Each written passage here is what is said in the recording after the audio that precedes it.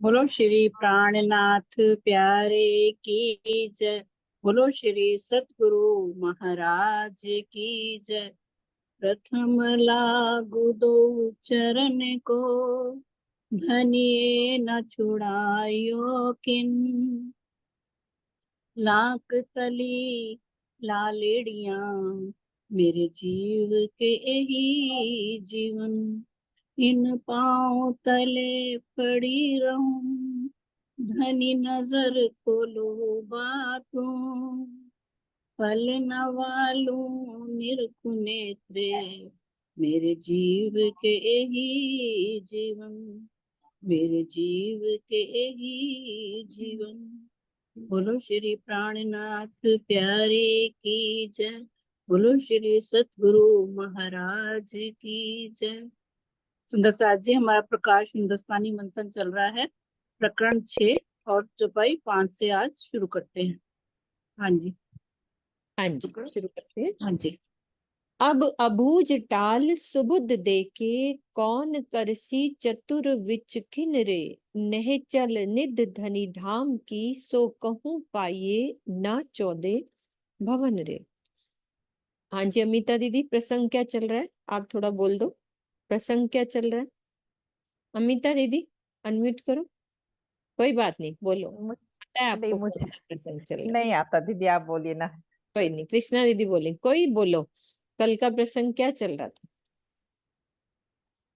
कृष्णा दीदी आप बोलो, कुछ तो याद होगा, क्या प्रसंग चल रहा है? ध्यान। अनिल भैया,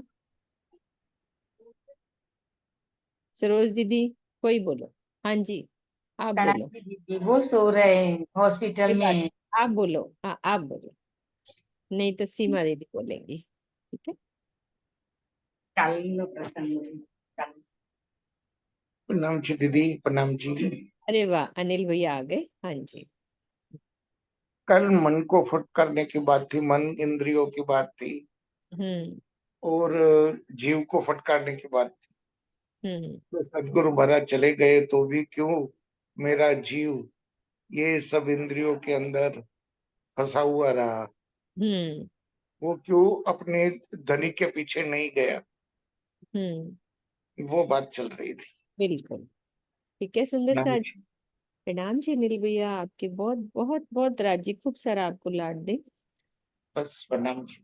प्रणाम जी। मेरे प्राणेश्वर के अंतर ध्यान होने के पश्चात ऐसा कौन है जो हमारे हृदय में जागृत बुद्धि का ज्ञान प्रवेश कराकर हमारी अज्ञानता को नष्ट करेगा तथा हमें विलक्षण रूप से चतुर यानी तत्व ज्ञान की दृष्टि से बनाएगा। श्री राज जी ने हमें परम धाम का तारतम ज्ञान रूपी जो अखंड धन दिया है, वह 14 लोकों के इस ब्रह्मांड में कहीं भी प्राप्त होने वाला नहीं है। दूजा कौन देसी रे लड़के, ऐसी जागृत बुद्ध सुजान रे। साथ धाम का जान के, कौन कहसी हेत चित्त आन रे। धाम धनी के अतिरिक्त अब दूसरा कौन है जो हमसे प्रेम पूर्वक लड़ेगा भी झगड़ेगा भी, अर्थात लड़ लड़कर यथार्थ सत्य का बोध कराने वाली जागृत बुद्धि हमें देगा। हमें परम धाम का सुंदर साथ जानकर अब कौन ऐसा है जो इतने लाड प्यार से तारतम ज्ञान कहेगा। तो देश भाव से लड़ने और प्रेम पूर्वक लड़ने में विपरीत स्थिति होती है ना? कोई ईर्ष्या से लड़े तो उसका पता लग जाता है। एक होता है कि दावे से प्रेम पूर्वक लड़ना। तो गहन अपनापन की भावना से जब किसी को दबाव देकर किसी कार्य के लिए विवश किया जाता है तो उसे प्रेम पूर्वक लड़ना कहते हैं। जबकि लोभ मोह या क्रोध आदि विकारों के वशीभूत होकर लड़ना इसके पूर्णतया विपरीत होता है। ठीक है। नींद उड़ाए जगाए के, कौन देसी घर आप पहचान रे। खेल दिखाए आप देह धर, कौन काड़सी होए गलतान रे। तारतम ज्ञान के प्रकाश में हमारी माया की नींद को हटाकर अभी कौन जागृत कर रहा है? कभी चर्चनी, कभी चितवन, कभी कैसे। और निज घर एवं निज स्वरूप की पहचान कौन कराएगा? हमारे धनी। हमारे प्रेम में डूबे होने के कारण ही उन्होंने एक मानवीय तन धारण करके हमें माया का खेल दिखाया। अब उनके अतिरिक्त हमें माया के इस भव सागर से पार ले जाने वाला कौन है? मेरे धनी। त्रिलोकी त्रिगुण माया मिने हम बैठे थे रच के घर रे, सो नेचल धाम में बैठाएगे या को कौन दिखावे खेल कर रे। सत्य रज और तम की इस त्रिगुणात्मक माया में हमने क्या किया था? अज्ञानतावश इस पृथ्वी, स्वर्ग और बैकुंठ को ही अपना घर समझ के बैठे थे, किंतु हमारे प्रीतम ने अपार कृपा करके तारतम ज्ञान के प्रकाश में हमें अखंड परम धाम की पहचान दी। और क्या दिया? इसकी उनके अतिरिक्त हमें और कौन है जो इस मायावी संसार की नश्वरता को हमें बोध कराए? है ना, कोई भी नहीं करा सकता। राज्य हमें बता रहे हैं। तो पल पल शुक्राना मेरे धनी का। अब ये चर्चा कहाँ सुनसी, मूल वचन तारतम रे। ये सुने बिना हम क्यों गलसी, बिना बानी इन खसम रे। अब तारतम ज्ञान के प्रकाश में परमधाम के मूल वचनों की चर्चा सुनने का अवसर हमें कहाँ सुनने को मिलेगा? ये इंद्रावती जी की आत्म कह रही है, लेकिन धनी उनके अंदर विराजमान होकर एक तन को छोड़ा, धनी देवचंद्र जी के तन अंतर ध्यान हुआ, फिर महराज जी का तन अंतर ध्यान हुआ, लेकिन अभी भी वो बैठे हैं और हमारे लिए क्या ये तारतम वाणी दे के गए हैं। तो हमें तो अभी भी वो चर्चा सुनने को मिल रही है, चाहे सरकार श्री के तन से, चाहे राजन स्वामी जी के तन से। तो हम कितने भाग्यवान हैं कि हमें चर्चा सुनने को मिल रही है। प्रीतम की वाणी को सुने बिना हमारी आत्मा उनके प्रेम में भला कैसे डूब सकेगी? यदि ये वाणी नहीं होती तो हम कैसे प्रेम में डूबे रहते? वाणी ना सुने, एक दिन भी मान लो हमारी क्लास ना हो, हम क्लास से मतलब यदि हम घर में वाणी ना पढ़े, मान लो जूम पे नहीं भी आते तो वाणी नहीं पढ़ते, तो कैसे माया का जोर बढ़ जाता है।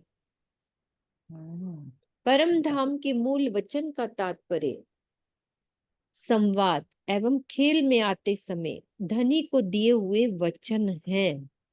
मूल वचन की नाही सुध, ए दो खेले सुपने की बुध, प्रगटवाणी से यही निष्कर्ष निकलता है। परम धाम के मूल वचन का तात्पर्य क्या है?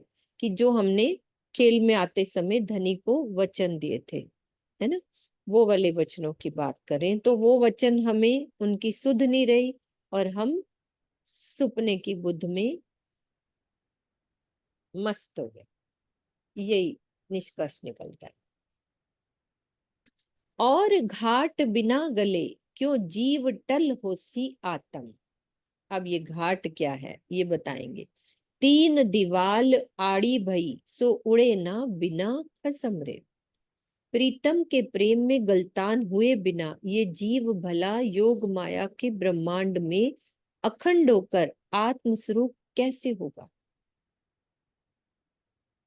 इस लक्ष्य की प्राप्ति में तीन दीवारें बाधक हैं, अर्थात तीन मुख्य कारण हैं।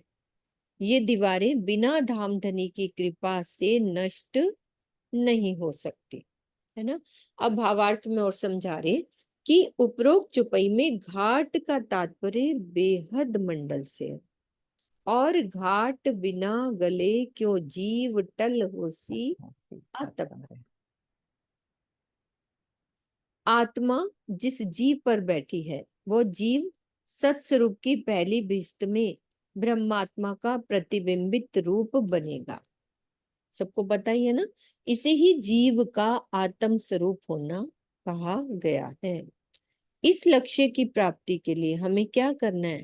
प्रेममयी चितवनी के द्वारा अपने धाम हृदय में धामधनी की शोभा को बसाना होता है। इस प्रक्रिया में उसकी दृष्टि ये पृथ्वी और स्थूल लोकों जितने भी हैं, महातत्व आदि सूक्ष्म और महाशून्य यानी कारण महाकारण से परे हो जाती है, तथा प्रेम का आधार लेकर बेहद से परे परम धाम मूल मिलावे में पहुंच जाती है। आत्म जागृति तथा जीव के आत्म स्वरूप होने में इस मायावी जगत की ये 3 दीवारें बंधन के रूप में है, जो धाम धनी की कृपा से नष्ट होती हैं। 3 दीवारें समझ में आई?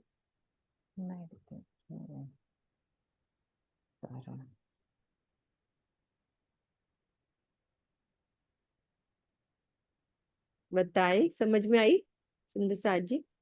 कौन सी 3 दीवारें हुई शीतल दीदी? अभी मैं पढ़ रही हूँ। हाँ जी, हाँ जी।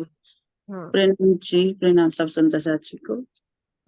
ये 3 दीवारें तो देखा जाए तो मुझे लगता है जैसे ये हद का ब्रह्मांड हो गया, उसके बाद बेहद मंडल हो गया, योग माया का ब्रह्मांड, और उससे परे परम धाम में अक्षर धाम से भी परे रंग मॉल में पहुंचना है।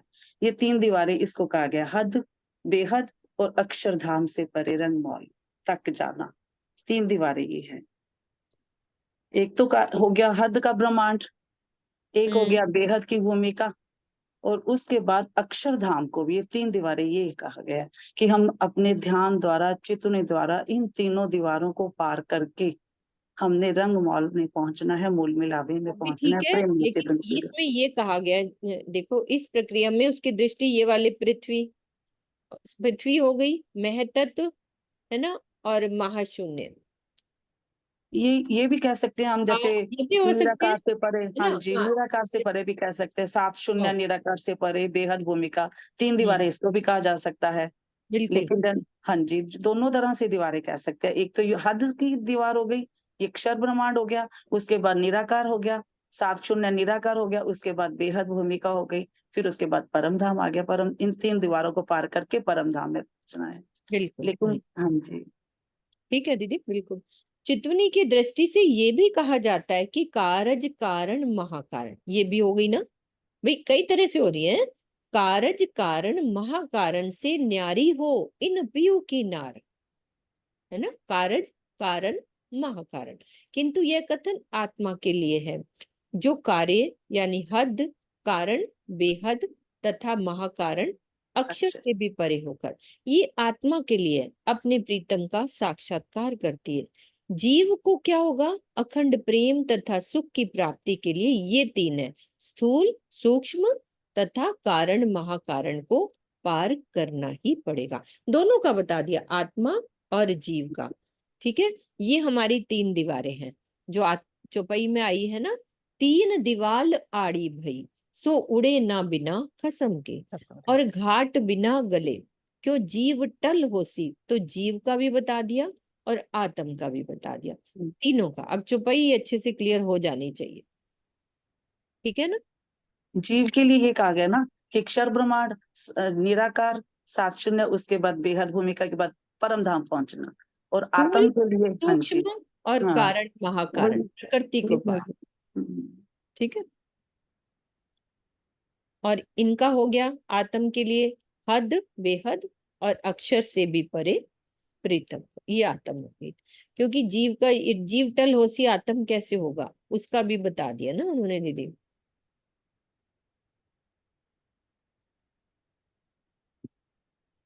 पांच 25 जो उल्टे होए बैठे दुश्मन रे, सो नेचल घर में बैठाए के कौन कर देवे सीधे सजन रे। 5 तत्वों वाले इस शरीर की 25 प्रकृतियां विपरीत दिशा में होकर मुझसे शत्रुतापूर्ण व्यवहार कर रही थी, हमारे से भी कर रही है ना। प्रीतम ने अखंड परम धाम का ज्ञान देकर हमें सीधे सन्मार्ग पर चलना सिखाया। भला अब ऐसा करने वाला कौन है? अब देखो, यदि भावार्थ में क्लियर ना होता 5-25 का, तो कैसे? सांख्य दर्शन में 25 प्रकृतियों को इस प्रकार वर्णन है, हमने आगे भी किया है। कौन से होते? 4 अंतःकरण। अंतःकरण में क्या होता है, सब अपने मन में दोहराएंगे, मन, चित्त, बुद्धि और अहंकार। ये हमारे अंतःकरण है 4। और 5 हैं तन मात्रा। तन मात्राओं में क्या आती है? शब्द, स्पर्श, रूप, रस और गंध, गंध, 4 5 9 हो गए। 9, ठीक है। 10 10 इंद्रिया, इंद्रियों में कौन कौन सी होती हैं? 5 5 ज्ञानेंद्रियां ज्ञानेंद्रिया, और 5 5 कर्मेंद्रिया, कर्मेंद्रियां। तो 5 और 4 9 और 10 कितने हो गए? 19 19 हो गए। और 5 हमारे स्थूल भूत भूत, तथा एक एक जीव, जीव हो गया। हाँ जी। 19 ठीक है। में 20 में 5 ये 25। हमारी हो जाती हैं 25 प्रकृतियां। अब अंतःकरण एवं इंद्रियों के माध्यम से 5 5 विषयों विषयों, यानी शब्द, स्पर्श, रूप, रस और रस गंध और का गंध का भोग करता है भोग, जीव। 1 मिनट थोड़ा सा म्यूट कर रही हूँ, है ना अमिता दीदी, का भोग करता हुआ जीव माया के बंधनों में फंसा रहता है। मतलब कि इंद्रियों और अंतःकरण से उसमें कैसे भोग करेगा? शब्द से, स्पर्श से, रूप से, रस से ये भोग भोग करता है और माया के बंधन में फंसा रहता है। तारतम ज्ञान का जब प्रकाश मिल जाता है तो क्या होता है? वो जीव प्रीतम अक्षरातीत से प्रेम करने लगता है, तो वह सन्मार्ग का राही बन जाता है। इससे पूर्व क्या होता है? उसने अंतःकरण एवं इंद्रियों के शत्रुतापूर्ण व्यवहार यानी मायावी आकर्षण के कारण अधोगति का मार्ग अपना रखा। ये तो हमें भी पता है कि हम पहले कैसे थे, अब हमारी गुणांग इंद्रियां कहाँ लगनी शुरू हो गई हैं, है ना। फर्क तारतम ज्ञान का प्रकाश पाकर अब कैसे हमारी लाइफ में चेंज हो रहे हैं, है ना। तो ये राज्य की बहुत बड़ी मेहर है। वैरी मार के कौन जीवावसी, उल्टे भान के करे सन्मुख रे, या दुख में इन धनी बिना कौन देवे साचे सुख रे। अंतःकरण एवं इंद्रियों की भोगमयी प्रवृत्ति रूपी शत्रुता ने मेरे जीव को माया में मृतक के समान कर रखा था। हमें भी कर रखा था ना पहले। किंतु प्रीतम ने क्या किया? अपने तारतम ज्ञान के प्रकाश से मुझे उल्टी राह से निकालकर युगल स्वरूप के सामने लाकर बिठा दिया। अब ऐसा करने वाला कौन है? सिर्फ मेरे धाम धनी। इस दुखमयी संसार में धाम धनी के अतिरिक्त अन्य कोई भी नहीं है जो मुझे परम धाम का सच्चा सुख दे सके। हाँ जी दीदी, अभी ना प्रणाम जी, अभी क्वेश्चन आया था ना, सीमा दीदी ने शायद पूछा है स्थूल भूत। हाँ ये है अग्नि, वायु, जल, आकाश और पृथ्वी, इससे ये स्थूल भूत है हमारी। हाँ, ऊपर ये बताया क्वेश्चन था है किरण दीदी ने। हम्म, क्लियर कर दो उसको। और अच्छा हाँ जी, जो हमारी 5 ज्ञान इंद्रियां वो तो सबको ही पता है, आंख, कान, नाक, ये ज्ञान इंद्रियां हैं हमारी। और जो कर्म इंद्रियां हैं, हाथ, पैर, तो हाथ, पैर, गुदा, वाक और लिंग, ये हमारी कर्म इंद्रियां होगी। और जो स्थूल भूत है वो आकाश, पृथ्वी, जल, वायु, अग्नि, 5 ये 5 ज्ञान इंद्रियां, 5 कर्म इंद्रियां, 15 एक मन कह लो, जीव कह लो, मन ही आएगा शायद इसमें ना, मन, चित्त, बुद्धि, अहंकार, 5 वो अंतःकरण हो गए। अंतःकरण हो गए, और जीव आए। एक जीव हो गया। हाँ, ये 25 हो। 25 हो गए।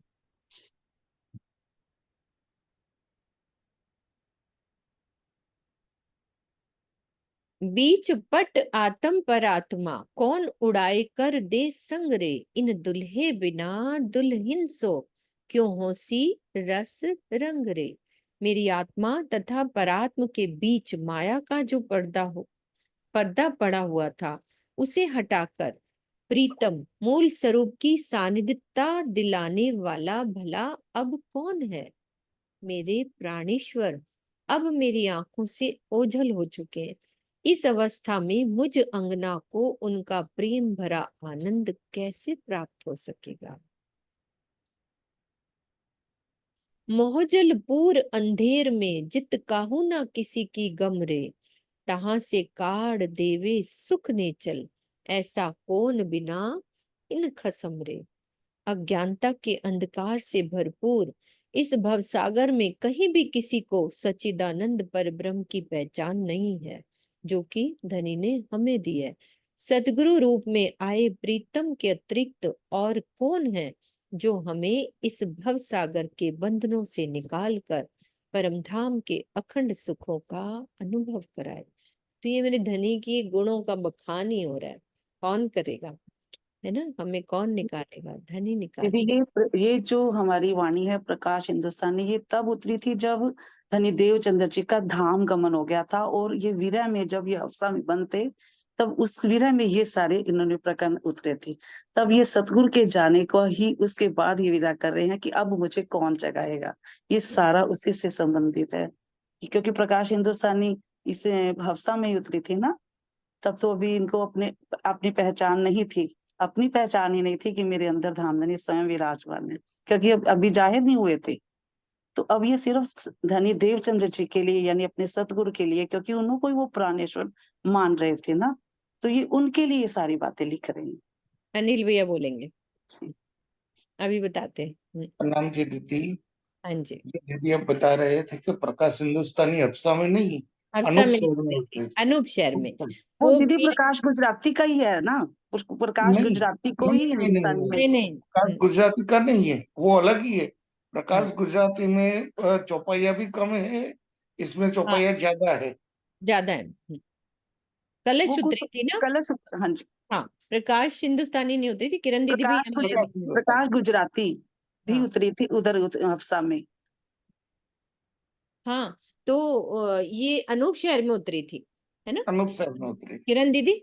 सही है रे ना? बोल दो आप थोड़ा सा, कोई बात नहीं।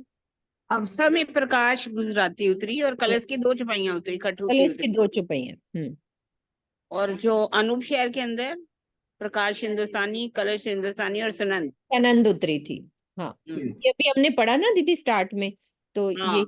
ये पढ़ा था अभी तो हमने। ये दीदी एक बार वैसे बात तो ये है ना इसमें कि ये धनी देवचंद्र जी को ही के लिए हाँ, ही अपनी ध्यान, है ना, वो कर तो बिल्कुल उसी का बिल्कुल। विरह है ना, विरह तो उन्हीं के लिए कर रहे हैं ना, हाँ क्योंकि जी, हाँ अभी जी, खुद मेरा तो वही है, सेम है विराट वैसे। वही है, लेकिन हाँ चौपाइयां ये तब तो उतरी। पहले हाँ अनूप सुना। शहर। बिल्कुल सेम टू सेम चौपाई नहीं है, लेकिन कई चौपाइयां सेम भी है। कई मिलती जुलती भी है। हाँ, अंतर भी है थोड़ा सा। ऐसा नहीं कह सकते, कुछ लोग कहते हैं ना कि उसी का ही अनुवाद है जो टीका है, ऐसा नहीं है। थोड़ी बहुत फर्क है चौपाइयों में, लेकिन है वही जो आप कह रहे हो। हाँ सज्जन के लिए है, उन्होंने जो किया विरह की। ठीक है। इन भवसागर के जीवों में वासना ढूंढ काढ़े छुड़ाए के फंद रे, आत्म अपनी पहचान के कौन पावे आनंद रे। मेरे प्राणेश्वर इस मायावी जगत के जीवों में परम धाम की आत्माओं की खोज किया करते थे। तारतम ज्ञान के प्रकाश में उन्हें मायावी बंधनों से मुक्त करते थे और अपनी आत्माओं की पहचान करके वे अत्यधिक आनंद हुआ करते थे। अब उनकी तरह ऐसा कौन है जो ब्रह्मात्माओं को पाकर आनंद में डूब जाया करेगा। धनी देवचंद्र जी कहते थे ना, जब किसी नए को लाते थे तो सबसे ज्यादा खुश होते थे, है ना। तो वो उनके लिए तो वो टाइम, लेकिन अब हमारे लिए तो कैसे हमारे सदगुरु खुश होते हैं, है ना। जो मेरी सुध देव को और तो चले तुम्हारा हुक्म, तो वाणी उतर गई, सब सुंदर साथ। कैसे धनी खुश होते हैं जब कोई नया जागता है तो। अब कौन रे करसी ऐसा वर्णन, ने चल ब्रिज रास धाम रे, एक कौन सुख सैयों को देके कौन मिलावे श्यामा जी श्याम रे। सदगुरु धनी श्री देवचंद्र जी जिस प्रकार अखंड ब्रिज रास एवं परम धाम की अमृतमयी मनमोहक चर्चा किया करते थे, वैसी चर्चा करने वाला अब कौन है। ऐसा कौन सा व्यक्तित्व है जो हम सुंदर साथ को अखंड ज्ञान का सुख दे एवं हमारे धाम हृदय में युगल स्वरूप श्री राज श्यामा जी की अनुभूति कराए। तो इस चौपाई के चौथे चरण में कथित युगल स्वरूप से मिलाने का तात्पर्य है ज्ञान एवं ध्यान के द्वारा हृदय मंदिर में उनकी अनुभूति कराना, है ना। चौपाई में एक कौन सुख सैयों को देके कौन मिलावे श्यामा जी श्याम रे। ज्ञान एवं ध्यान के द्वारा हृदय मंदिर में उनकी अनुभूति कराना। तो दोनों से अनुभूति होती है, ज्ञान से भी होती है और ध्यान से भी।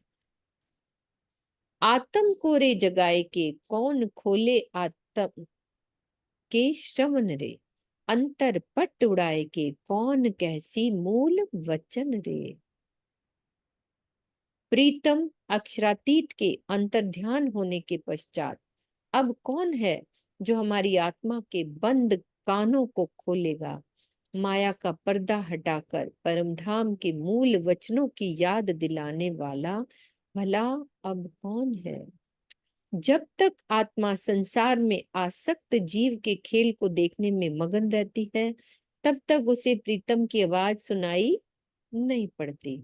लेकिन जब विरहा प्रेम में उसकी दृष्टि परमधाम की ओर मुड़ती है, तो उसे प्रतीत होता है कि प्रीतम तो मेरे धाम हृदय में ही सूक्ष्म रूप से विराजमान होकर मुझे पुकार रहे हैं, और मैं उसे सुन नहीं पा रही थी। इसे ही आत्मा के कानों के बंद द्वार को खोलना कहा गया है। ओड ब्रह्मांड आड़े आवरण, ताए पहुंचावे अक्षर पार रे। सुख अखंड अक्षरातीत के, कौन देवे बिना इन भरतार रे। मेरे प्राण वल्लभ ही तो श्री देवचंद्र जी के धाम हृदय में विराजमान होकर लीला कर रहे थे। उनके ओझल हो जाने के बाद अब कोई भी नहीं है जो हमारी सुरता को इस अष्टावरण वाले ब्रह्मांड से परे ले जाए एवं बेहद तथा अक्षरधाम से भी परे परम धाम ले जाकर वहां के अखंड सुखों का अनुभव कराए। इस ब्रह्मांड को अष्टावरण युक्त तो कहा जा सकता है, किंतु ब्रह्मांड से परे अष्टावरण कहना उचित नहीं है, क्योंकि वैकुंठ आदि सूक्ष्म लोकों के परे पृथ्वी जल और अग्नि का आवरण होना असंभव है। वस्तुतः वैकुंठ के पश्चात मन बुद्धि एवं अहंकार का आवरण है। कैसे क्लियर करो इस बात को।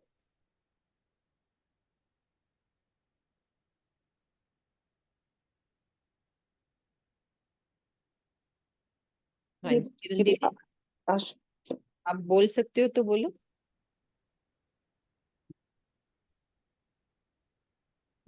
इसमें ये कहा गया है कि इस ब्रह्मांड को अष्टावरण युक्त तो कहा जा सकता है। मतलब ये सारी पृथ्वी 14 लोगों का जो ब्रह्मांड है ना, अष्टावरण से बना हुआ है। पृथ्वी जल वायु अग्नि आकाश। पर जो आम भागवत के अनुसार नक्शे बनाए जाते हैं ना, उसमें अष्टावरण अलग बनाए जाते हैं। अगर हाँ हाँ, उसमें पृथ्वी का, वायु का, अग्नि का, जल का आवरण ऐसा कहते हैं। एक पहला आवरण है, फिर 10,000 का फर्क है, फिर आगे आगे ऐसे अष्टावरण बनाए। वो कहते हैं वो युक्ति युक्त नहीं है, मतलब वो ठीक नहीं है, युक्ति संगत नहीं कहा जा सकता। इसलिए ये ब्रह्मांड जो है 14 लोगों का जो ब्रह्मांड है अष्टावरण युक्त तो कहा जा सकता है। और उसी के बाद मन बुद्धि अहंकार का आवरण है, लेकिन अष्टावरण नहीं। अच्छा, समझ आ गई ना। शीतल दीदी क्लियर करो, क्या कहना चाह रही, दोबारा रिपीट करो किरण दीदी। जी, जो अष्टावरण है ना, ये जैसे सत रज तम 3 तो गुण हो गए, और 5 ये स्थूल भूत अभी जो बात करी है, आकाश वायु जल अग्नि पृथ्वी, ये अष्टावरण ये है जो निराकार तक है। उसके बाद कहते हैं कि वैकुंठ में तक वहां जाने के लिए वहां पर ये सत रज तम गुण नहीं है, मन चित्त बुद्धि अहंकार का है। मुझे तो ये लगता है, बाकी दीदी ज्यादा बताएंगे। नहीं, ये बात नहीं। नहीं कुछ और कह रही है दीदी। 14 लोगों का ये ब्रह्मांड है ना, जैसे मैं 14 हाँ लोगों क्या का बोल ब्रह्मांड, रही थी। हाँ इसको इस कहा जाता है। जो नक्शे बने हुए हैं उसमें अष्टावरण अलग बनाए हुए, आवरण 8 आवरण जो बनाए हैं ना, पृथ्वी जल वायु अग्नि आकाश मन बुद्धि और अहंकार। ठीक है, 3 गुणों का बात नहीं है यहाँ पर अच्छा ये ठीक है। अष्टावरण युक्त ब्रह्मांड है। इसी में ही मन में है, बुद्धि है, अहंकार भी है, पृथ्वी भी है, जल। देखिए हर चीज किसकी है, 5 तत्वों से बनी हुई है ना। तो उन्होंने 5 तत्वों का आवरण बना दिया, जो कि 5 आवरण नहीं है। पृथ्वी का आवरण कैसे हो सकता है ना। जल को आवरण बनाने के लिए दीवारें खड़ी करेंगे क्या। वायु की आवरण कैसे हो सकता है। अग्नि का आवरण कैसे हो सकता है। आकाश का आवरण कैसे हो सकता है। आवरण नहीं है। मन बुद्धि अहंकार का आवरण जरूर है, वो कह रहे हैं, लेकिन अष्टावरण युक्त ब्रह्मांड जो है, ये सारा ब्रह्मांड ही 8 से युक्त है। यानी कि 5 तत्वों का बना हुआ ये ब्रह्मांड है। आप दीदी क्या कहना 14 चाह रहे लोगों हो, मैं का ये ब्रह्मांड। नक्शा खोलती हूँ। ये देखो जैसे उनके नक्शों में ये क्या बना हुआ है कि ये जो अष्टावरण ये बनाए, ये वाली बात कर रहे हो ना। हाँ जी हाँ जी हाँ जी, है ना। ये नहीं है। ये नहीं है, देखो नक्शे से मैं ये बात कह रही हैं, दीदी जो कहना चाह रही हैं कि ये जो इसके बाहर बनाए हैं ना, ये नहीं है, जबकि ये पूरी पृथ्वी पे भी वो कहते हैं हर चीज के अंदर वो चीज है। क्या बोलते हो दीदी आप? पृथ्वी, जल, आवरण। अग्नि, वायु, आकाश, मन, बुद्धि और अहंकार, ये सब इसके अंदर ही है। अष्टावरण कहाँ पे है? वो कहाँ कहाँ? नहीं है ही नहीं कहीं, है ही नहीं है, वो इसके है ही नहीं। अंदर ही है। मन बुद्धि अहंकार है, हम्म। मन बुद्धि अहंकार है बाहर इसके, अच्छा, लेकिन पांच तत्व जो है उसका आवरण नहीं है। नहीं है, इसको अब ये कह क्लियर। रहे थे कि आवरण नहीं है, मन बुद्धि अहंकार तो ऊपर आ ही जाता है। अब थोड़ी सी क्लियर हुई। मैं नक्शा खोला ना। हाँ जी चांद दीदी, आप खोलो। एक मिनट, मैं दूसरा नक्शा भी हमारे स्वामी जी ने जो बनाया ना वो भी खोलती हूँ। हाँ बोलो चांद दीदी, आपको खोला है? चांद दीदी हैंड रेस करना, एक मिनट।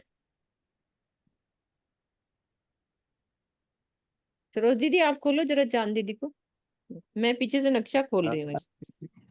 ठीक है, हम्म। मैं किरण जी की बात समझ गई बिल्कुल। वो हाँ ये कह रहे हैं पृथ्वी, जल, वायु और आकाश और अग्नि और जो मन बुद्धि अहंकार है ना, इनसे बना हुआ ये 14 लोक है। 14 लोक इन्हीं से ही बने हुए हैं।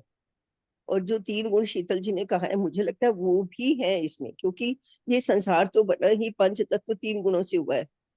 तो इसका आवरण नहीं है इसके ऊपर, ये पूरा ब्रह्मांड इसी से ही बना हुआ है। यहाँ हमारे जो शरीर यहाँ जो हमें दिख रहे हैं, इन पंच तत्वों से ही बने हुए हैं, 3 गुणों से ही बने हुए हैं। पूरा ब्रह्मांड ही इनसे बना हुआ है। लेकिन उसके ऊपर जो उन्होंने आवरण बताया ना, वो ये कहते हैं कि ऊपर एक वायु का आवरण है, फिर जल का आवरण है, फिर पृथ्वी का आवरण है, एक से बढ़कर एक आवरण है। तो वो नहीं है, किरण जी यही कहना चाह रहे हैं कि वो वाला हाँ आवरण नहीं है उनके ऊपर, वो इससे बने हुए हैं, लेकिन आवरण नहीं है। यही कहना चाह रहे हैं ना किरण जी हाँ शायद। जी, हाँ जी। लेकिन हाँ नक्शा असली में ये वाला है। अब देखो इसमें आवरण नहीं हम्म बनाया। हम्म ये जो सही नक्शे बने हुए हैं ना, ये हम्म इधर इसमें कोई अष्टावरण नहीं बनाया ये वाला। हम्म। वो कह रहे हैं मन बुद्धि अहंकार है इसके बाहर, है वो तो ठीक है। ना? वो है। क्लियर हुआ ना अब? बिल्कुल।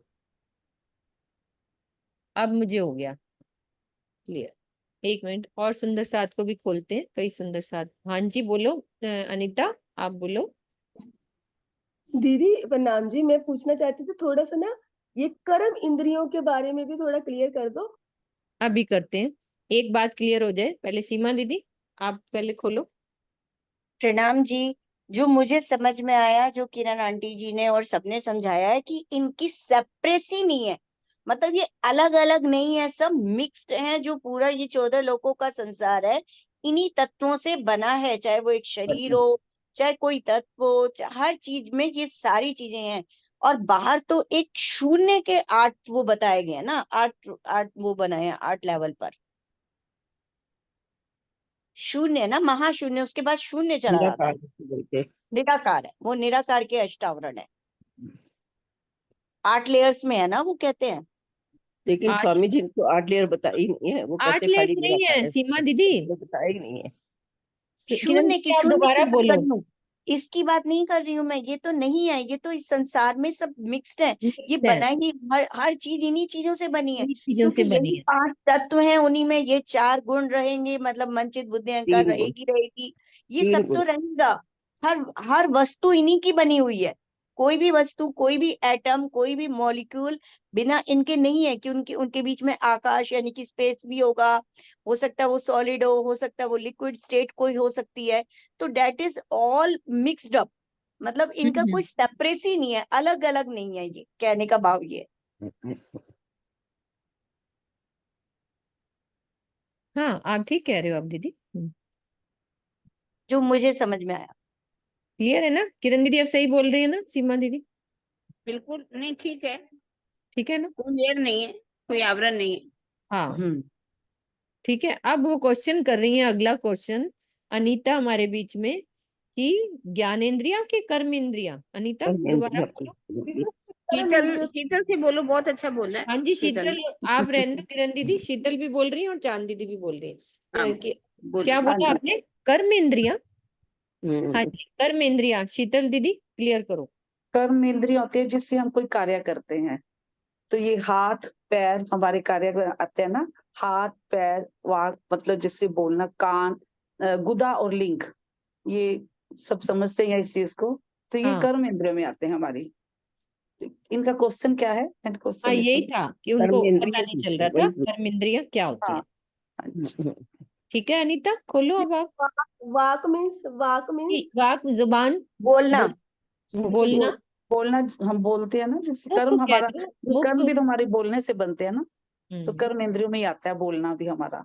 पहले बोल दिया, मेरे को वाक शब्द का अर्थ ही नहीं समझ में आ रहा था, मैंने कहा पता नहीं वाक वाक है क्या। मतलब हाँ वाणी, जी, वाक वाणी, मीन्स बोलना, वाणी बोलना, कह लो, मतलब वाणी वाणी। कह लो। हाँ, ठीक तो इससे भी हमारे कर्म बनते हैं, ये कर्म इंद्रियों में आती है हमारी। ठीक। ठीक है, क्लियर हो गया। चलो आगे चलते हैं अपन। ऊपर बाड़े वाट धाम की कौन बतावे और रे, इन भेदी बिना भोम क्यों छूटही, क्यों पहुंची अखंड ठोर रे। परमधाम के साक्षात्कार के लिए प्रेम का विहंगम मार्ग बताने वाला अब कौन है? चांद दीदी, विहंगम को क्लियर करो, आगे बाद में पढ़ूंगी। विहंगम मतलब पक्षी होता है ना, पक्षी हम्म, जैसे उड़ करके वहां पहुंच जाता है। तो परम धाम के साक्षात के लिए प्रेम जो है ना, वो पक्षियों जैसा मार्ग है, एकदम से वहां पहुंचा देगा आपको राज्य के पास। विहंगम मतलब पक्षी का मार्ग। विहग मीन्स पक्षी होता है। हाँ जी। विहंगम। एकमात्र प्रीतम ही इस रहस्य को जानते हैं कि इस भव सागर से परे होकर परमधाम को कैसे देखा जाता है, किंतु अब तो वे ओझल हो चुके हैं। अब कौन है जो ये बताए कि इस संसार से परे होकर अखंड परमधाम में किस प्रकार पहुंचा जाता है? विहंगम का अर्थ होता है पक्षी। चींटी की तरह धीरे धीरे चलकर वृक्ष पर लगे साक्षात्कार रूपी फल को पाने के प्रयास की राह कौन सी होती है? कर्म कांड की होती है। ठीक है, जो कर्म कांड करते हैं ना, उनका रास्ता कैसे होता है कि चींटी पर, जैसे वृक्ष के ऊपर चींटी चढ़ती है और फल को प्राप्त करने का प्रयास करती है, वो क्या है? कर्म कांड की राह है। अब दूसरी क्या है? बंदर की तरह उछल कूद कर पहुंचने का मार्ग ज्ञान एवं साधना का है। ठीक है, अब ये क्लियर करो, इसको क्यों ऐसे कहा बंदर की तरह उछलकर? पहले आगे पढ़ लूं। तथा पक्षी की तरह सीधे उड़कर लक्ष्य तक पहुंचने का मार्ग विशुद्ध प्रेम का है, जिसमें कर्म कांड का कोई भी बंधन नहीं रह जाता, है ना? जी, ठीक अब है। पहले इसको क्लियर करो। क्या स्वर्णा दीदी आपको आ गई समझ? आप बोलो, आप गर्दन हिला रहे हो, लेकिन आप बोलो कि बंदर की तरह उछल कूद कर क्या क्या मतलब है? इसमें प्रणाम जी, सुंदर साथ जी, प्रेम प्रणाम जी। बंदर की तरह उछल कूद कर पहुंचने का मार्ग ज्ञान एवं साधना का है। जैसे हम वाणी पढ़ रहे हैं, तो जैसे आपने मुझे कहा कि सिर हिला रहे हो, तो मतलब कहने का है कि हमें मतलब उसको समझना है, वाणी को समझकर और फिर ज्ञान लेकर हमें साधना के मार्ग पर चलना है। और पक्षी की तरह सीधे उड़कर लक्ष्य तक पहुंचने का मार्ग विशुद्ध है। फिर उसके बाद जब हमें ज्ञान भी आ गया और हाँ, प्रेम भी आ गया, फिर उसके बाद हमारा जो है लक्ष्य जो है, जैसे हम ध्यान में बैठते हैं तो हम सीधे अष्टावरण को एकदम पार करके हम सीधे कहते हैं ना कि हम परम धाम पहुंच गए। तो मतलब वो है कि पक्षी की तरह उड़कर लक्ष्य तक पहुंचने का मार्ग जो है विशुद्ध प्रेम का मार्ग है। क्योंकि फिर ज्ञान भी उसके मिल बाद गया। जब हम यहाँ पहुंच जाएंगे तो हमारे पास कोई कर्म कांड का कोई मतलब ही नहीं रहता। सही प्रणाम जी। बोले ना चांद दीदी, सही बोले चांद दीदी? ठीक है ना, कुछ रह तो नहीं गया? एक बार अनम्यूट करो आप। हाँ जी, हाँ जी, मैंने कर दिया। बहुत अच्छा बताया है इन्होंने। देखो 3 रास्ते हैं। तीन अगर रास्ते। आपको कर्म कांड करना है, मतलब मैं आरती भी करूं, पूजा भी करूं, सॉरी, ये कर्म कांड स्वामी जी ने बताया, मुझे भी तो यही लगता है। तो अगर कर्म कांड के रास्ते पे हम राज्य को पाना चाहेंगे, तो चींटी की तरह धीरे धीरे धीरे धीरे धीरे धीरे चलकर एक दिन तो भाई हम पहुंच ही जाएंगे पेड़ तक, फल को पा ही लेंगे चींटी की तरह धीरे धीरे जाकर। वो कर्म कांड का रास्ता है। अगर ज्ञान और साधना से है, तो हमें उछल कर, कभी ये चीज समझ में आ गई, कभी ये थोड़ी सी समझ में आ गई, उछल कर कभी हम यहाँ पहुंच गए, कभी हम यहाँ पहुंच गए, ये थोड़ा सा समझ में आ गया, ये थोड़ा सा समझ में आ गया। साधना करने का भी मार्ग ऐसे है, बंदर की तरह, कभी थोड़ा ये मिल गया, थोड़ा वो मिल गया, वो बंदर की तरह मार्ग हो गया। और तीसरा जो पक्षी की तरह, पक्षी क्या करता है? सीधा उड़कर फल के ऊपर जाके बैठ गया। उसी तरह से प्रेम का जो मार्ग है, यदि हम राज्य की चिंतन ही प्रेम से करेंगे तो सीधा लक्ष्य तक पहुंचेंगे राज्य के चरणों में, फिर इधर उधर कहीं भटकने की जरूरत नहीं है। मुझे लगता है ये 3 बताए हमने रास्ते। एकदम सही। हाँ जी सीमा दीदी। प्रेम प्रणाम जी सुंदर सर जी। एक बार मैंने चर्चा में, स्वामी जी की चर्चा में सुना कि हम लोगों के पास दो तरीके बताए राज्य को पाने की। एक तो ज्ञान द्वारा यानी कि इलम द्वारा, दूसरा इश्क द्वारा। तो जो इलम का मार्ग हुआ ना, तो जैसे हम ज्ञान प्राप्त कर रहे हैं, पढ़ रहे हैं, चिंतन मनन कर रहे हैं, तो उनको समझने का प्रयास करें, तो धीरे धीरे धीरे धीरे, वो भी स्लो मार्ग एक तरह से कह सकते हैं, या बंदर वाला मार्ग भी उसको माना जा सकता है। लेकिन वो कह रहे हैं जिनके अंदर प्रेम, कितने लोग ऐसे थे जिन्होंने प्रेम के द्वारा, जिनको कोई उनको ज्ञान नहीं था, जिन्होंने वाणी नहीं पढ़ी, लेकिन प्रेम के द्वारा उन्होंने राज्य को पा लिया। यानी कि उनको प्रयास ही नहीं करना पड़ा। तो प्रेम इतना सरल और इतना सीधा सा रास्ता है। लेकिन हम लोग जैसे चल रहे हैं, हम लोग थोड़ा मनन करते हैं, हमारे अंदर उतना प्रेम नहीं आ रहा। मैं अपनी बात कर रही हूँ, मैं सबकी बात नहीं कर रही हूँ। उतना प्रेम नहीं आ रहा, तो हम ज्ञान का विलास जरूर ले रहे हैं, इलम ले रहे हैं, लेकिन वो मार्ग हमें उतनी तेजी से जो पहुंचाता है ना, प्रेम का मार्ग नहीं पहुंचाता। अच्छा सीमा दीदी, एक बात कहूँ कि बिना ज्ञान के विशुद्ध प्रेम हो भी नहीं है, हो भी नहीं सकता, क्योंकि नहीं, पर ब्रिज में स्वामी हमारे जी पास कहता- ज्ञान नहीं था। हाँ, यदि हम शुष्क ज्ञान लिए जाए ना, खाली हाँ मैं पढ़े जाए, आज हमने इतनी चुपाई पढ़ ली, 1 घंटा वाणी मंथन कर लिया और राज्य के प्रेम में डूबे ही ना, तो वो ज्ञान का कोई फायदा भी नहीं होने वाला। और बिना ज्ञान के हमें एक होता है ना, एक जिसको कहते हैं बिल्कुल रियल, कि हाँ एकदम विश्वास हो जाता है, तो ज्ञान तो बहुत जरूरी है ना। तो हम ये नहीं कह सकते कि भाई ज्ञान खाली प्रेम से ही राज्य मिलेंगे। ज्ञान नहीं होगा तो वो वाला प्रेम भी अटल, जैसे होता है ना, दृढ़ वाला प्रेम नहीं होगा। वो पर होगा बहुत लक्ष्य सूफी रहित, लक्ष्य फकीरों का रहित हो उन्होंने जाएंगे। हमें उदाहरण लक्ष्य दिया था पता होना स्वामी जी चाहिए। ने। स्वामी जी ने बहुत सारे ऐसे उदाहरण सूफी फकीरों के दिए थे, जिन्होंने प्रेम द्वारा तो दीदी धनी उनको को पा लक्ष्य लिया, नहीं राज्य मिला को। ना। मीरा लक्ष्य, हाँ, कई में वो ये लक्ष्य किताब रहित पढ़ प्रेम रही है। थी स्वामी जी की, उसमें उन्होंने यही कहा, खटरुति का वो पढ़ रही हूँ, कि जब महाप्रलय होगी, ठीक है, उसमें सीता, सावित्री और वो हमसे पूछेंगे, यदि हम नहीं जागते, कि काश हमारे पास ये वाणी होती तो मीरा की स्थिति क्या होती। वो कह रही है कि मैं कहाँ पे होती, तुम्हें तो तारतम ज्ञान मिला है और हम वो चीज नहीं ले रहे हैं, हम वाणी का ज्ञान हमें मिला है। तो वो पूछेंगे हमसे, यदि हम इतना ज्ञान लेने के बावजूद भी उस प्रेम में नहीं डूबते, तो फिर हमारे लिए ये ज्ञान भी कुछ नहीं है। नहीं, बिल्कुल ठीक है, वो तो हमारा रास्ता है कि हम ज्ञान से प्रेम ले रहे हैं। पर हाँ, उन एक चर्चा में उन्होंने ये भी कहा है कि अगर आपको पता चल गया ये राज्य है, तो आपको इतना ज्ञान की भी मतलब आवश्यकता नहीं। अगर आपको परम लक्ष्य अपना पता है, सिर्फ आपने प्रेम भर लिया, दुनियादारी छोड़ दी, तब भी आप राज्य को पा सकते हो। ये मैंने किसी में सुना था।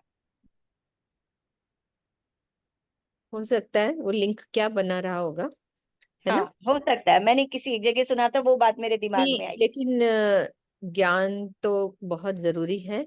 हाँ जी मम्मी, आप बोलो।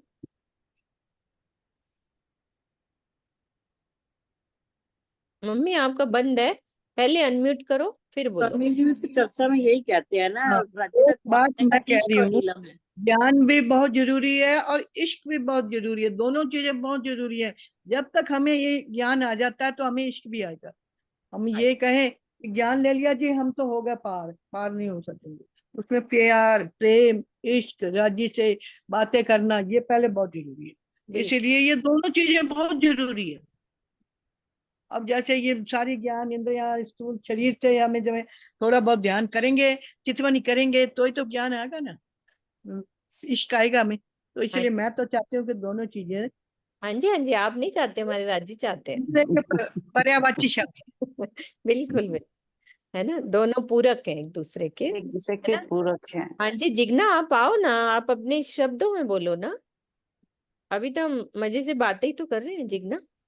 हाँ खोलो हाँ आप। जी, प्रणाम जी। हाँ खोलो। हाँ, वही तो बात है ना कि जब ज्ञान आएगा ना, जितना जितना बड़ा वृक्ष होता है उसके ऊपर जितना भी फ्रूट लगा होता है उतना ही वो झुका होता है। तो हम्म। जब ज्ञान आएगा तभी प्रेम आएगा, और प्रेम आएगा तभी तो हमको दिल में वो राज्य के प्रति भाव आएगा। तभी हम मेरे दिल में विरहा उपजेगा, और फिर विरहा आएगा, फिर हमको राज्य मिलेंगे। अभी जैसे सीमा दीदी हम ये चौपाइयां पढ़ रहे हैं, कितना कुछ बता दिया, ऐसा नहीं होता तो हमें कौन जगाता, ऐसा नहीं होता तो हमें कौन करता। तो मैंने स्वामी जी से जब बात करी, कहते एक होता है ज्ञान, एक होता है पूर्ण ज्ञान। ज्ञान होना, एक पूर्ण ज्ञान होना, पूर्ण ज्ञान के बाद ही प्रेम आएगा। एक होता है ना, जैसे वो कौन सी आती है जो अपन बोलते हैं, अधजल गगरी गगरी छलकत जाए। छलकत जाए, है ना। जैसे ये होता बंदर वाली चाल है दीदी, ये है हाँ, बंदर वाली चाल। ये छोटा मोटा ले लिया, चलो हो गया, बहुत हो गया, ये कर लिया, है ना। ये हमारी सरोज दीदी को बहुत कुछ सुनने को मिला है। कोई बात मुझे वो पल मेरे को याद आते जाते हैं सरोज दीदी, अंदर तक। हम तो सुनने को तैयार बैठे हैं। कोई बात नहीं, लेकिन कोई बात नहीं, हमें कान खुले रखने हैं। लेकिन इन कानों से इधर से सुनना, इधर से निकाल। साथ अजान अबूझ को कौन लेसी सुधार रे, वासना सगाई पहचान के कौन खोल दे नेचल द्वार रे। मेरे प्राणेश्वर, माया की नींद में होने से हम सुंदर साथ तो नादान यानी अज्ञान में भटके हुए हैं, ना समझ हैं। आप ही बताइए अब हमारी सुद्धि लेने वाला कौन है।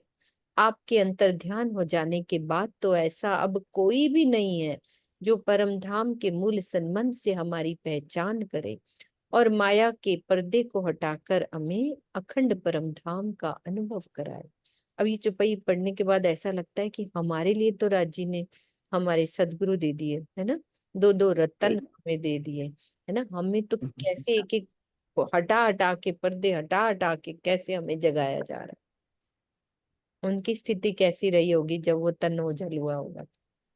सत सागर सुतेज में बतावत ने जल धन रे, सो पूर लहरा चल गई आवत अमोल अखंड रतन रे।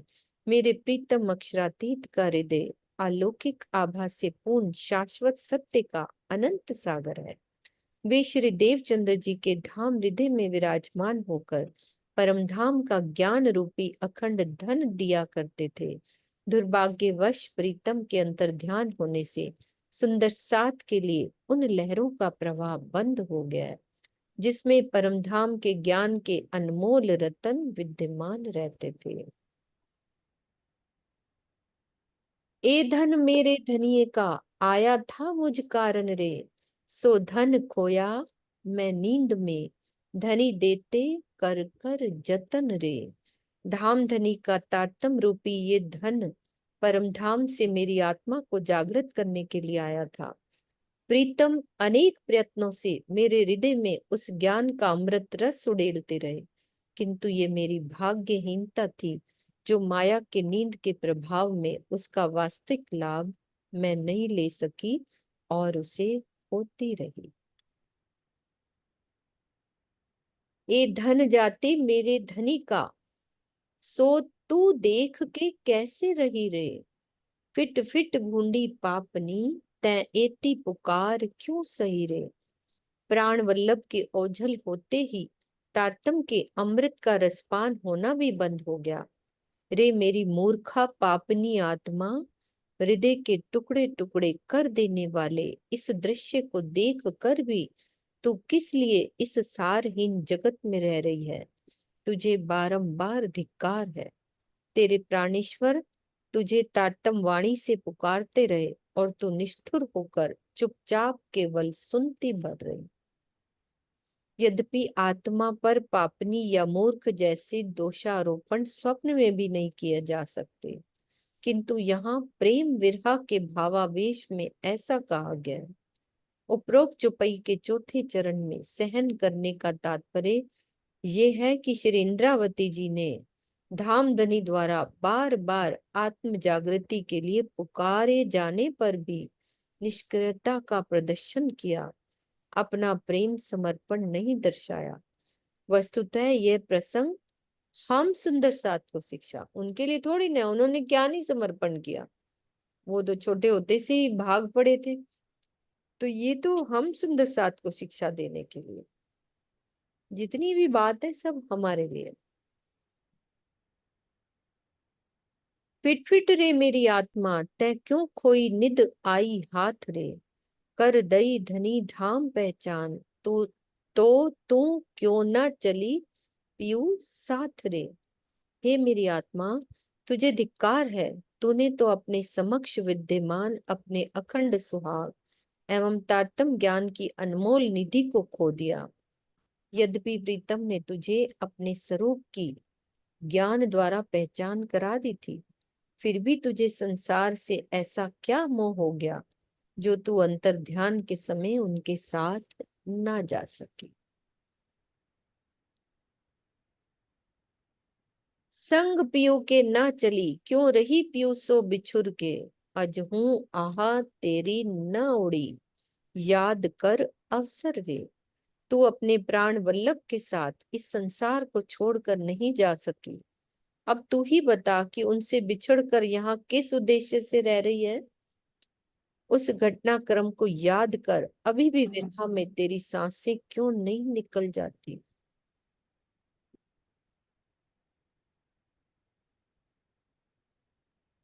त्राही त्राही करूं रे सजनी, पियो जी दियो मोहे छे रे। जल बल विरहा आग में, भस्म न हुई जीव दे रे। हे सखी, अपने प्राणेश्वर के अंतर ध्यान हो जाने से मेरा उनसे वियोग हो गया है। मैं उनके विरह में हाय हाय करती हुई तड़प रही हूँ। बार बार मेरे मन में यही बात उठा करती है कि उनके विरह की अग्नि में अपने इस जीव तथा शरीर के साथ मैं जलकर राख क्यों नहीं हो जाती। तो सजनी शब्द का संबोधन एक सखी रतनबाई बिहारी जी के लिए किया गया है। इसका समानार्थक शब्द सई या सैयल है। तारतम वाणी में इसका वर्णन इस प्रकार है। सई तू मेरी बाई रतन, मोहे मिले छबीले लाल।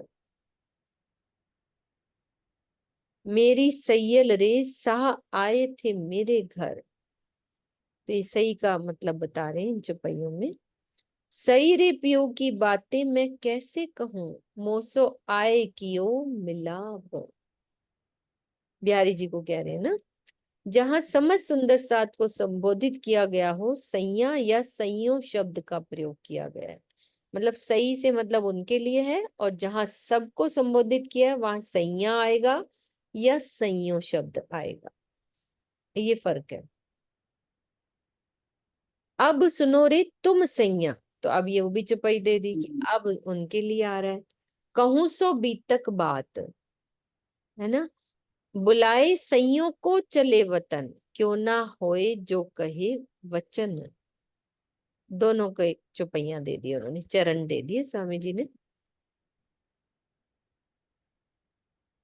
कई विध कहा मोहे पियोजी, पर मैं कछु न कियो सनेरे। अब तो बैठी धन खोए के, हाथ आया था जे रे। प्रीतम ने मुझे जगाने के लिए अनेक प्रकार से समझाया, किंतु मैं उनके प्रेम का थोड़ा सा भी प्रत्युत्तर नहीं दे सकी। अपने जीवन के आधार धामधनी की सानिध्यता का एवं तारतम ज्ञान के रस में डूबने का जो सुनहरा अवसर मुझे प्राप्त हुआ था, उसे खोकर मैं अब खाली हाथ बैठी हूँ।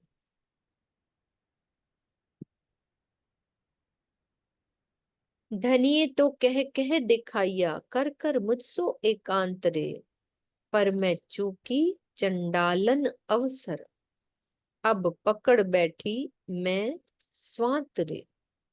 धामधनी ने तो एकांत में तारतम ज्ञान द्वारा अनेक प्रकार से समझाकर मुझे परम धाम एवं उनके स्वरूप की पहचान करा दी थी, किंतु मैं ही चंडालिन बनी रही, जो प्रीतम के अखंड प्रेम का लाभ लेने से चूक गई।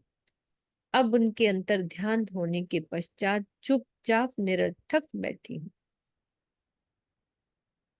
इस चुपई के चौथे चरण में दिखाने का तात्पर्य ज्ञान दृष्टि से दिखाने से है।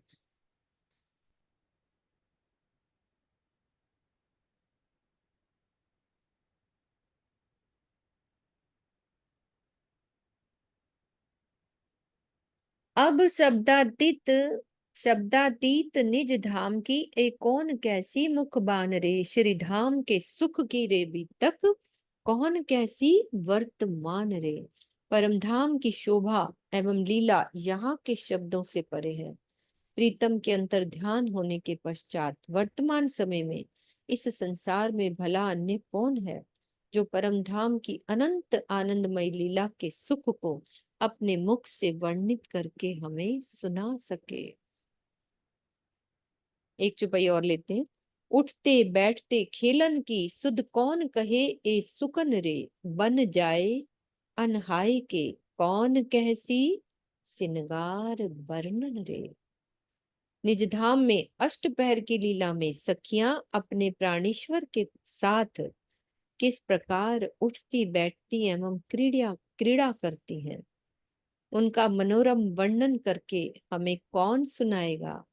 दोपहर की भोजन की लीला के पश्चात 3 बजे हम सब सखियां कहाँ जाती हैं, वनों में, तथा प्रीतम के साथ आनंदमयी क्रीड़ा करने के पश्चात जमुना जी के जल में स्नान करती हैं तथा अपना मनोहर श्रृंगार भी करती हैं। तो ये वर्णन सुनाने वाला भला अब कौन है। हमें तो 4-5 चौपाइयां मीनू खत्म ही कर लो इसको ना पूरा। 5 चौपाइयां और 5 है। हाँ। वस्त्र भूखन की विगत पियो बिना कौन लेवे रे। ए सुख अनुभव अपना सनमंद करके कौन देवे रे। मेरे आराध्य मेरे सर्वस्व धाम धनी के अतिरिक्त अन्य कौन है जो परम धाम में विराजमान युगल स्वरूप के वस्त्रों एवं आभूषणों की शोभा को यथार्थ रूप में जानता हो। इस अनुपम शोभा के अनुभव का सुख धाम धनी ने हमें अपने मूल संबंध के कारण ही दिया है। वह सुख भला कौन दे सकता है। तो युगल स्वरूप श्री राज श्यामा जी की शोभा श्रृंगार का वास्तविक ज्ञान केवल श्री राज जी को ही है, अन्य किसी को नहीं है। जिब्रील या इसराफील इस शोभा के विषय में ना तो कुछ जानते हैं और ना कुछ कह सकते हैं। श्री महामती जी के धाम हृदय में विराजमान स्वयं श्री राज जी ने ही युगल स्वरूप की शोभा का वर्णन किया है। इसीलिए तो प्रकाश हिंदुस्तानी में स्पष्ट कहा गया है कि कहलाया बैठ हृदय साक्षात, यानी जोश स्वरूप जिब्राइल तो वाणी के माध्यम से मात्र उसे व्यक्त करना है, लेकिन बैठे तो राज्जी साक्षात अंदर बैठ के कहलवाते हैं। राज्जी के अलावा कोई शक्ति नहीं जो वर्णन करे। तो कई सुख अनुभव बन के कई सुख साथों त्रट रे। सुख ताल मंदिर मोहलन के कौन देवे उड़ाए अंतर पट रे। सदगुरु धनी श्री देवचंद जी हमारे अंदर विद्यमान माया के पर्दे को हटाकर परमधाम के वनों, है ना, यमुना जी के 7 घाट, हौज को सरताल एवं मंदिरों तथा महलों में होने वाली प्रेममयी लीलाओं के सुख का अनुभव कराते थे। मंदिरों तथा महलों में अब वो सुख देने वाला भला कौन है।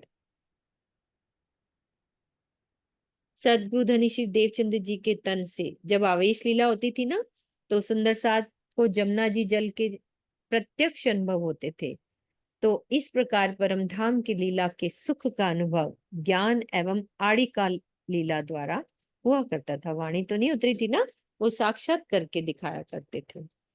तो तीसरी भौम मोहल श्रृंगार अभी अभी हमने सुना, किरण दीदी ने अभी समझाया। और बैठ के अरोग पौड़न के सुखपाल बैठ बन सिधावते कौन कैसी पिछला पौहर दिन रे। रंगमहल की तीसरी भूमिका की दहलान में, है ना, 10 मंदिर की दहलान का भी वर्णन हुआ। प्रातःकाल श्रृंगार की लीला होती है, 4 मंदिर की 3 भी कह सकते हैं। दोपहर के समय सखियां पड़साल में युगल स्वरूप को भोजन कराती हैं, है ना, पड़साल में। तत्पश्चात नीले पीले मंदिर जो बिल्कुल सामने सिंहासन के सामने तीसरे पहर तक श्री राज श्यामा जी की विश्राम लीला होती है। और चौथे पहर में क्या होती है, हम सब सखियां सुखपाल तीसरी भौम की छज्जों पर आ जाते हैं, पड़साल पे भी आ जाते हैं। सुखपालों में बैठकर हम धनी के साथ वनों में आनंदमयी क्रीड़ा करने के लिए जाते हैं। तो अब इस मनोहर लीला का वर्णन हमें पल पल सुनाया जा रहा है ना। सुख चौथी भौम निरत के, सुख पांचवी भौम पोड़न रे। ए सुख अनुभव कौन कैसी, कई विध विलास रैन रे। चौथी भूमिका में नृत्य की हवेली में अति सुंदर नृत्य होता है। तो पांचवी भूमिका में हम सब सखियां अपने प्राणेश्वर के साथ प्रेममयी शयन की लीला करते हैं। पूरी रात उनके प्रेम में लीला में आनंद होता है। प्रीतम के मुख से इन लीलाओं का श्रवण कर हमें जिस सुख का अनुभव होता था, वो सुख अब हमें पल पल दे रहे हैं धनी। पांचवी भूमिका में वस्तुतः शयन लीला नहीं होती, अपितु ये मार्फत की वो है ना, ये भूम प्रेम की सर्वोच्च अवस्था यानी मार्फत की होती है, जिसमें प्रेमी प्रेमास्पद यानी आशिक और माशूक स्वयं को भूल जाते हैं और उनकी दृष्टि में केवल एक ही रह जाता है। इसे ही इस नश्वर जगत में शयन लीला के दृष्टांत से समझाया गया है। कई विध सुख तारतम के, जो कहे वचन सुख मूल रे। याविद हमें कौन करे वर्णन, सनमंद होए सनकूल रे। परम धाम के मूल सन्मन से धामधनी हमारे प्रति अति प्रेम विहल होकर तारतम ज्ञान द्वारा मूल सुखों की अनेक प्रकार की बातों का वर्णन किया करते थे। उनके अंतर ध्यान होने के पश्चात उस तरह का वर्णन करके हमें सुनाने वाला अब कौन है। कितनी चुपाइयां सो लास्ट है। देत बिछोहा धनी धाम के, तुम क्यों ना किया ए विचार रे। हुती आशा मुखी श्रीन्द्रावती, सुख चाहती अखंड अपार रे। श्रीन्द्रावती जी क्या कह रही हैं कि मेरे प्राण प्रीतम, मुझे विरह की ये पीड़ा देते समय आपने इस बात का विचार क्यों नहीं किया कि मैं पल पल आपके निकटता में ही रहकर आपके अखंड एवं अनंत सुखों का रसपान करना चाहती थी। तो ये दावे से कह रही इंद्रावती जी कि आप मुझे छोड़कर क्यों चले गए, है ना। प्रकरण 6 चौपाई 161 चौपाई दोहराते हैं। देत बिछोहा धनी धाम के, तुम क्यों ना किया ए विचार रे। होती आशा मुखी श्रीन्द्रावती, सुख चाहती अखंड अपार रे। सुख चाहती अखंड अपार रे। बोलो श्री प्राणनाथ प्यारे की जय। सदगुरु महाराज की जय। पन्ना धाम की जय। प्रणाम जी, सब सुंदर साथ को प्रणाम जी। प्रणाम प्रकरण पूरा हो गया ना। प्रणाम जी। तो मैं 2 लाइन मेरे दिमाग में आ रही है, ये प्रकरण सुन के तो मैं जरूर बताऊंगी आप लोगों को। देखो, मुझे ऐसा फील हो रहा था जब हम ये सुन रहे थे कि जब हमारे साथ कोई होता है ना, तो हमारे बड़े बूढ़े भी कहते हैं ना कि जब कोई साथ होता है हमारे, तो उस समय हमें उसकी वैल्यू अनुभव नहीं होती, उसकी वैल्यू का पता नहीं चलता। लेकिन जब वो चला जाता है तब हम उसकी बहुत याद आती है, उसकी वैल्यू तब पता चलती है कि ओहो, इसकी ये वैल्यू थी एक्चुअल में हमारे जीवन में। वो ही इंद्रावती सखी के साथ भी हो रहा है कि जब सदगुरु धरी जी के देवचंद थी तो वो कैसे उनसे, भले ही राज्य की लीला ही थी, वो एक अलग बात है, लेकिन हम हमारे लिए तो ये सीखापन ही है। हम तो अपने से सीखापन की तरह ही ले रहे हैं इसको, कि जब वो साथ थे तो उसकी इतना ज्यादा ध्यान नहीं दिया, नाराजगी रखी, है ना, ऐसे रख रहा जो भी, और अब वो चले गए तो अब पता चल रहा है।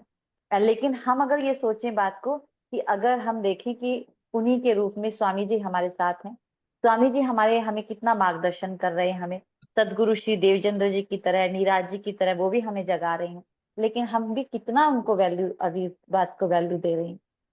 जितना देना चाहिए उतना तो नहीं दे रहे। अगर दे देते तो हो सकता हम सब जग चुके होते अब तक, लेकिन हम उतना वैल्यू अभी नहीं दे रहे। तो अभी भी हम कुछ, मुझे नहीं लगता हम इतना सीख रहे हैं कि जितना हमें सीखना चाहिए था। अब वो चले गए हैं तो अब हमें उनकी याद आ रही है। तो उसी पे मैं 2 लाइन बताती हूँ कि जब वो चले गए तो अब उनकी कैसे हमें याद आती है और किस तरीके से हम उन्हें याद में उनको याद करते हैं। कि दिन नहीं चैन, रैन नहीं नींदिया, दिन नहीं चैन, रैन नहीं नींदिया, याद पिया की आए, याद पिया की आए, शाम पिया नहीं आए, सावन बीत गयो सजनी रे, शाम पिया नहीं आए, सावन बीत गयो सजनी रे, श्याम पिया नहीं आए।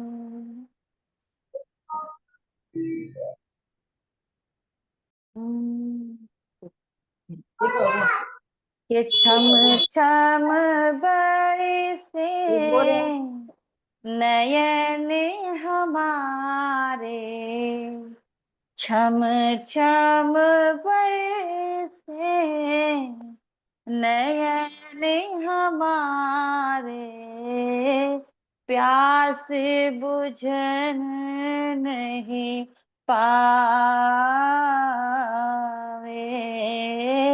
प्यास बुझन नहीं पावे, शाम पिया नहीं आए, सावन बीत गयो सजनी रे, श्याम पिया नहीं आए।